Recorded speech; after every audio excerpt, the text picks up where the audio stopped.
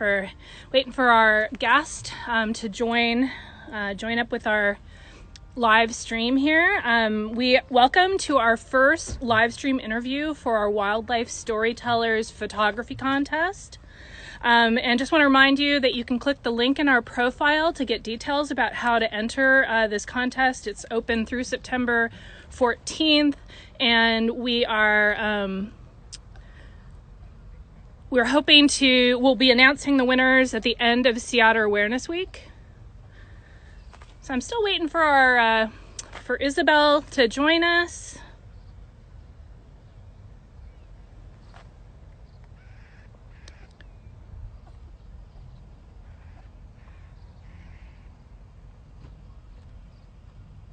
Stand by. Technical difficulties here.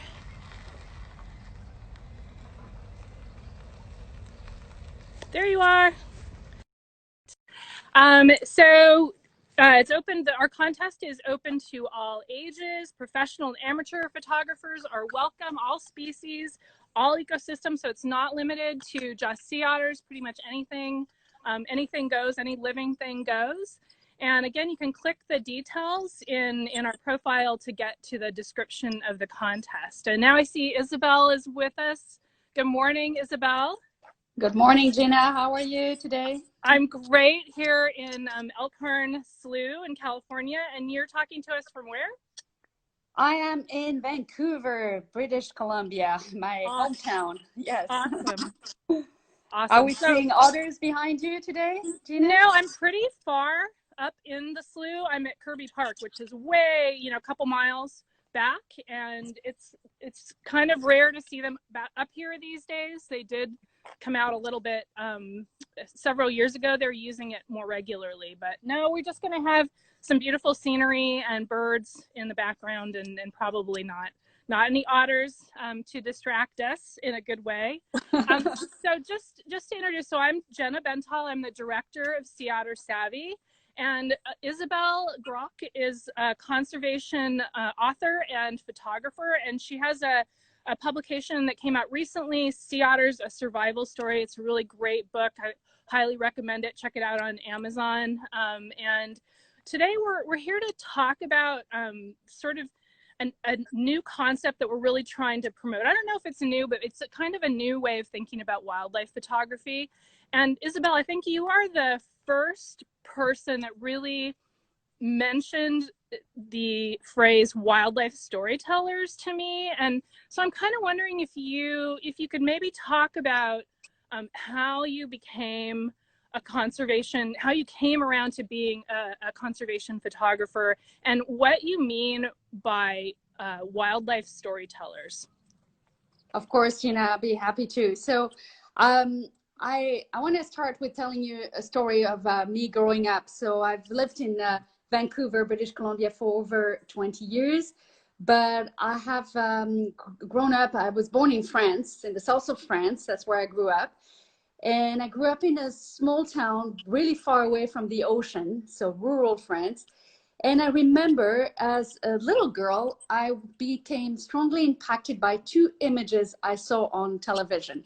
One was an image of a blue whale, and there were words around this image saying the blue whale is going extinct. So it was the first time I heard the word extinction. I actually didn't quite know what that meant, but it seemed very serious.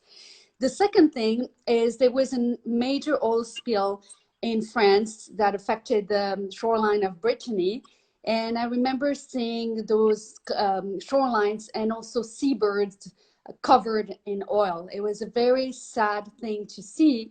And I remember I was probably around 8 years old, and people in Brittany said, oh, we need help. Come and volunteer to help us clean up the shores and clean up the birds. And immediately I told my parents, I want to go, let me go. And my parents said, no, you're going to stay in school. Gina, they didn't allow me to do that. But what it did really, it showed me the power of images. And remember, as a little girl, I'd never seen the ocean, I'd never seen a whale, I'd never seen a seabird, I'd never been to Brittany. So I didn't know anything, and yet I was motivated to act because of the images I saw. So what I did there was really a turning point for me. I decided that at age 9, I wanted to become a journalist and tell the story in words and photos of the species, of the environment. So I went on to study journalism at Columbia University in New York, and I specialized in photojournalism. I moved to Vancouver, and since then, that's what I've been doing, documenting what conservationists and scientists are doing and telling those stories with words in my camera, and producing story conservation stories. So I think you asked me about storytelling and why storytelling is important when photographing wildlife, and I think it's an important concept, because when we photograph wildlife, I think most of us, you probably experienced that, Gina, as well. We're looking to create a connection with our subject. We want to reveal the personalities of the animals. So the first thing we're told, actually, when capturing photographs, you're learning the techniques, is focus on the eyes. That's what matters. You know, working tight with long lenses. You want to create those intimate portraits. And I have come to understand over time that it's actually not enough, because when you think about it, when you look at these photographs of animals looking at you, it's a bit of a static and abstract view of these species. It doesn't show their environment. All that matters in that moment is that connection, eye connection, that we photographers establish with the animals looking at us. And so as a result, I feel these images tend to create a bit of an artificial view of nature and don't consider that the animals, they're an integral part of an environment. Look, you're part of an environment yourself, Gina, here in Elkhorn Slough. And no species really exists in isolation. So every species really has a story of how it exists in relationship to its environment, the struggle it faces with the environment, how it survives. And when you look at storytelling, it allows you to give a sense of context and tell the story of that species within a context, within an ecosystem. So I think this has been really my goal as a conservation photographer, tell the stories of species. And it's particularly important and critical now that we know that we're in an extinction crisis. I mean, we know that there are over 1 million species that are threatened with extinction. And we also know that habitat destruction and fragmentation is the #1 threat affecting those species. So we as photographers have, I believe, a responsibility to tell those stories with images, the stories of the struggles, the threats, but also the stories of science, ecosystems, and how the species exist within their environment. Yeah, so the term, the ecosystem perspective is something we're going to keep coming back to, and is really the core idea of this contest. To no animal, no plant, human beings certainly not, do not exist in isolation from the environment, both living and physical, around them. And so every animal has this story. Maybe you can explain a little bit more to people that don't really understand what an ecosystem is, what you mean by that. Yeah, and how do you produce an ecosystem portrait also? Yeah. So I think ecosystems portraits show the animal in its environment. So these images will show, remind, and I'd say educate audiences about that, the fact that animals cannot survive without the natural habitat, the ecosystem they're part of and support. So this is the environment, but also the other species they interact with, the physical communities around them, all of this. So they really, in a way, they're really an opportunity, ecosystem portraits, an opportunity to give the space back to the species, symbolically, visually, replace that in this context. And Gina, since you're the science director of Sea Otters Savvy, and that's Sea Otters brought us together, I like to bring up the story of sea otters because I think they're a great example of a species and of the value of portraying a species within its ecosystem. So I've photographed sea otters for over 10 years, I think 12 years.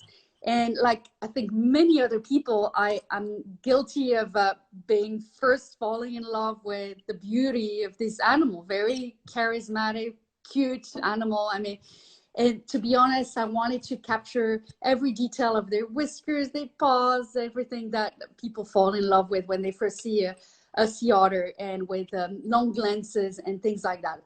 However, as I spent more time in the field, as I spend more time speaking to people like yourself, Gina, sea otter biologists and scientists, I realized how important the sea otter is as a keystone species to, and profoundly transforms its environment around it. So I thought, well, actually, there's more to that story. There's more than paws and whiskers. It's a whole, the sea otters reveal a multi-dimensional ecosystem really around them. So I can really say that sea otters somehow, they inspired me to see the big picture. That was really a turning point for me in terms of perfecting and applying that approach of wildlife storytelling to all the species I photograph now. And I realized that, well, everything is connected, and you have to restore these connections in your images. So in the end, I wanted to not only capture the behaviors of the sea otters and take those close-up portraits, but also looking for ways to, in a way, to visually frame the animal, the sea otters, within the context of their multidimensional stories. So how they transform their environment. So for me, Gina, that meant paying attention to things that are not just the sea otters, but everything that depend on the sea otters, all the sea otters support. So whether it's the intertidal zone, the seagrass, the kelp, the crabs, the birds, everything related. So taking a step back, putting away the long, big lenses and working with wide angle lenses, working with macro lenses to capture the details of sea slugs, for example, on seagrass, and learning how they're connected to sea otters and how that make for healthier, balanced ecosystems. Yeah. Yeah. And folks, if you want to see a really spectacular example of Isabelle's ecosystem context photography, check out our post. I think it was from yesterday, a sea otter in kelp bed in British Columbia. And it's also at the header of Isabelle's blog that we're going to be promoting, I think, today. It's just a beautiful example of a zoomed out portrait of an otter absolutely in place in its ecosystem. It's really one of my favorite photographs. Just to kind of wrap things up here, Isabelle, I'm another aspect of our contest. We're really trying to promote the concept of ethical wildlife photography. So it's not all photos are created equal, not all photographers are created equal, and we often don't know the story behind how that photograph came to exist in front of our eyes. Can you talk a little bit about your philosophy of the ethics of wildlife photography? Of course, yeah. So when I photograph wildlife, I spend a lot of time, obviously, behind the lens, observing the behaviors and understanding the landscape. I also actually spend a great deal of time off the lens, talking to people, whether they're naturalists, conservationists, scientists, people, again, like experts at Sea Otter Savvy and other organizations who spend decades studying the animals. And I'm trained as a journalist, not as a biologist. So I really look for those sources and those guidelines on how to conduct myself in the field around these animals, around the landscape. And this is really what is guiding me, and learning to recognize the cues. What are some of the things that tell me, oh, I'm too close here, or I shouldn't be spending that much time here. So it's not just, so respecting distance, your distance is really important. And Sea Otter Savvy, and you may want to talk about that, Gina, has incredible and very clear guidelines on where you should position yourself when you see, when you're in the vicinity of sea otters, or you have sea otters in your neighborhood. But also how much time you spend, around those animals. So if you're photographing a group of animals, just don't minimize your footprint on the landscape. So photograph, take your what you need there in terms of your telling your stories, and move on. Just don't be a presence on that landscape for too long. I think it's really important, and view it as an opportunity. You're far away, view it as an opportunity to, again, to notice what's around you, because you may not be close to the animal, but you're within their landscape, and their landscape is rich. It is why this animal is here in the first place. So what else can you document? And that will help you build your story about what supports that animal. And again, it could be the kelp, the seagrass, and everything else in between as well. And sometimes you'll be surprised. And I think the importance about captioning and being clear about your intent and what you're photographing and educating people is really important.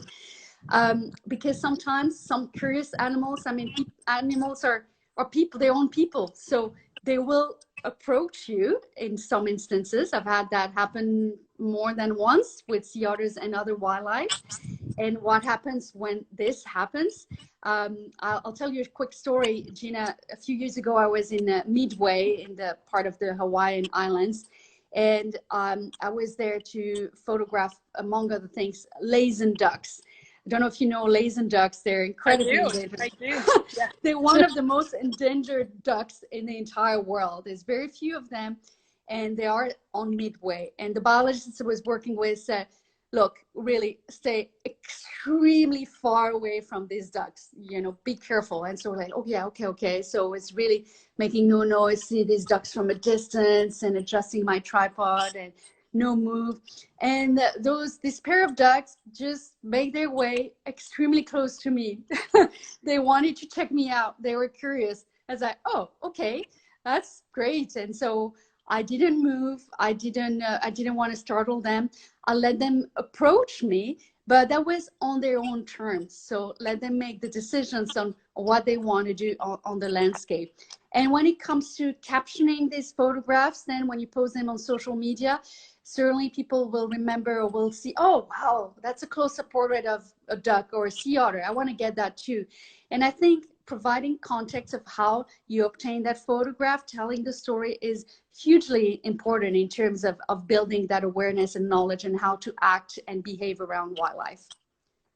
Exactly. And again, you touched on another key element of our Wildlife Storytellers photo contest, and that's about captioning. And so, like you said, every photo has an interesting story behind it. And I think including that can really help, because like you said, there's an infinite number of situations that can come up, and explaining the context of the process of getting that photo can sometimes be not only important for understanding the ethics that the photographer considered, but also just the story of that animal. And so, going beyond the usual, oh, we got a train going by. Of course we have a train going by. I love trains. Can you I grew up hear with me? trains in France. Oh, wait.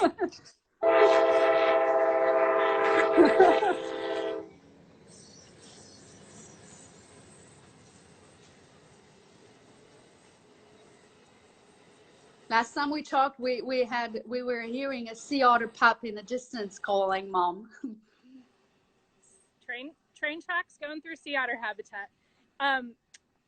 Yeah, so it adds the more interesting depth layer than just captioning the sort of the typical sea otter caption that I usually see, which often has the word cute in it and is about one sentence long. So to me, it adds just so much more to the story, to the wildlife story, and helps inspire other photographers that are looking at your work and reading your caption to do the same. And so that's really kind of a movement that we're trying to promote. We have a nice little group of photographers that we're bringing them together during this whole contest, and you'll be seeing interviews with many of them that are really trying to join into this movement. And you can see them on our website, a gallery of their work and links to their Instagram. If you go to our guidelines/photographers page, you can see that.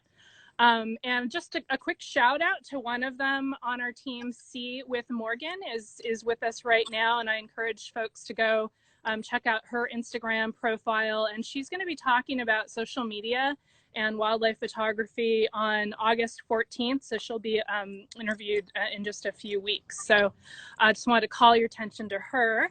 One more question I just wanted to ask Isabelle. So I know that photo selection is an incredibly thoughtful, involved process. And I know especially now with digital DSLRs, and we don't have to change rolls of film and spend money on film and developing. How many, to get one beautiful photo like the one you posted of the otter in the kelp bed, how many other photos were there? I'm just curious.